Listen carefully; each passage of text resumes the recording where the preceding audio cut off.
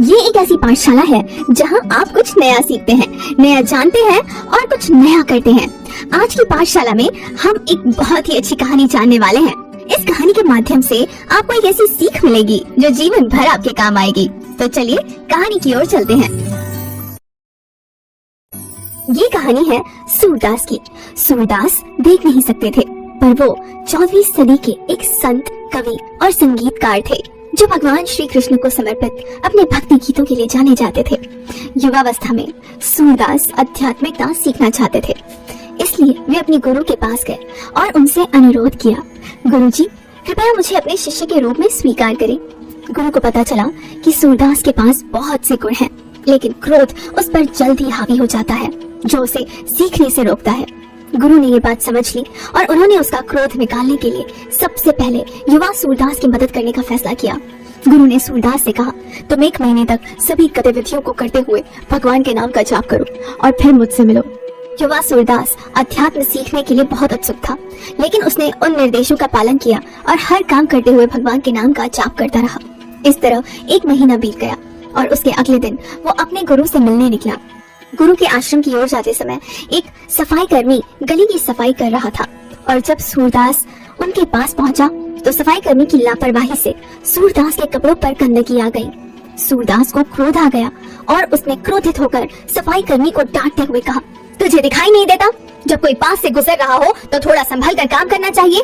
आज तेरी वजह से मेरे वस्त्र मैले हो गए और मेरा वक्त भी बर्बाद हो गया।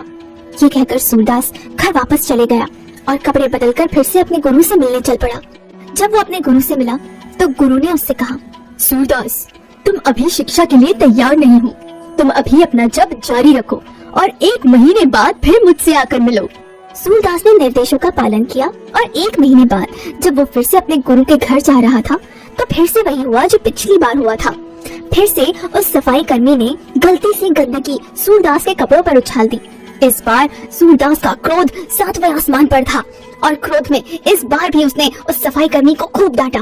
तुझे दिखाई नहीं देता कि कोई रास्ते से गुजर रहा है? अंधा हो गया है क्या? मेरे सारे कपड़े खराब कर दिए, अब मुझे फिर से घर जाकर कपड़े बदलने पड़ेंगे। क्रोध में सूरदास घर वापस चला गया।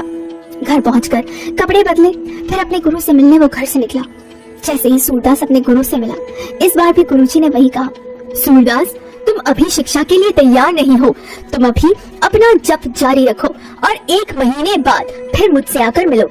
सूरदास गुरुजी की आज्ञा का पालन करते हुए वहाँ से चल पड़ा। हर दिन सूरदास हर गतिविधि के साथ भगवान के नाम का जाप करता रहा और देखते ही देखते 1 महीना और बीत गया। सूरदास फिर से तैयार होकर गुरुजी से मिलने अपने घर से निकला। रास्ते में वही सफाई कर्मी उसे फिर से मिला और वही घटना फिर से उसके साथ रास्ते में हुई। हालांकि इस बार सूरदास नाराज नहीं हुआ, इसके बजाय उसने सफाई कर्मी को धन्यवाद देते हुए कहा, धन्यवाद, आपने मेरे गुस्से को दूर करने में मेरी मदद की है। मैं आपका ये एहसान कभी नहीं भूलूंगा। ये कहकर सूरदास सफाई कर्मी के सामने हाथ जोड़कर गुरु के आश्रम की ओर चल पड़ा। इस बार जब सूरदास अपने गुरु के पास पहुंचा तो सूरदास ने गुरु को आश्रम के सामने खड़े हुए देखा। गुरुजी ने सूरदास से कहा, अब तुम सीखने के लिए तैयार हो और मैं तुम्हें अपना शिष्य स्वीकार करता हूँ। और इस घटना के बाद सूरदास ने अपने गुरु से शिक्षा प्राप्त की। बच्चों, एक गुरु जानता है कि एक छात्र में क्या कमी है और वो उन तरीकों को जानता है जो उसे सिखाएंगे। एक छात्र के रूप में आपको गुरु के वचनों में विश्वास रखना चाहिए और भक्ति के साथ उनका पालन करना चाहिए। हम हर स्थिति को अपने दोषों को महसूस करने और दूर करने के अवसर के रूप में देख सकते हैं। ये केवल भगवान के नाम जप की शक्ति के कारण ही संभव है। तो बच्चों, ये थी आज की सीख। आशा है कि आपको ये कहानी पसंद आई होगी और आप इस कहानी से मिली सीख का